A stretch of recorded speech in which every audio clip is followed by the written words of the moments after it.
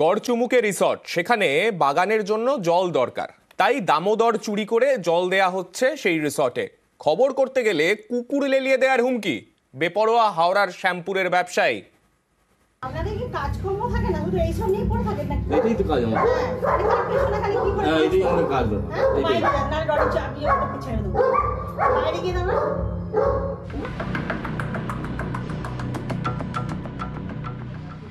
গড়চুমুকে রিসর্টে ফুলের বাগান। বাগান করতে জল দরকার, পাশেই আছে দামোদর, কিন্তু দামোদর থেকে জল তুলে আনা অনেক ঝামেলা। তাই পাড় কেটে দামোদরকেই রিসর্টের কাছে নিয়ে চলে গেছেন রিসর্টের মালিক।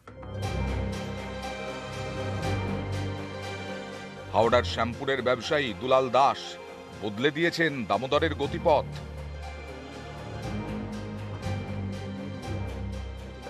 ভাবুন একবার, রিসর্টে বাগান হবে, তাই দামোদরকে নিয়ে আসা রিসর্টে। এখানেই শেষ নয়, খবর করতে গেলে রিসর্ট মালিকের স্ত্রী একেবারে রণংদেহী। বললেন চলে যান, না হলে কুকুর ছেড়ে দেবো।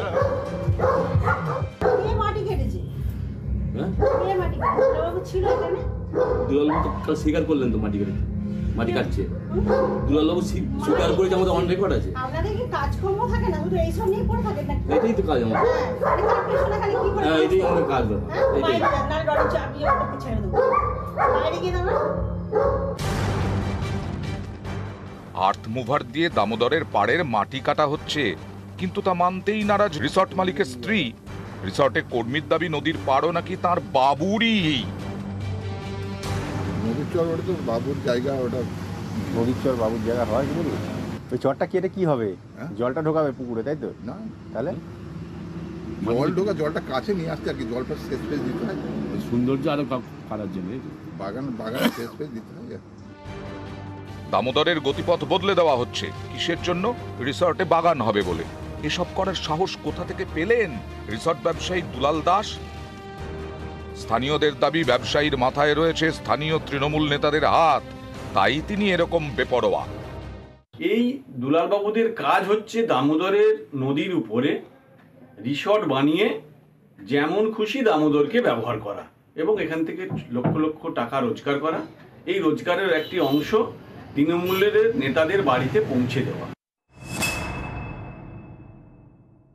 দামোদরের চর কেটে কেউ নিয়ে চলে যাবে মাটি, বা কেটে বাড়িয়ে নেবে, এরকম তো বাঞ্ছনীয় নয়।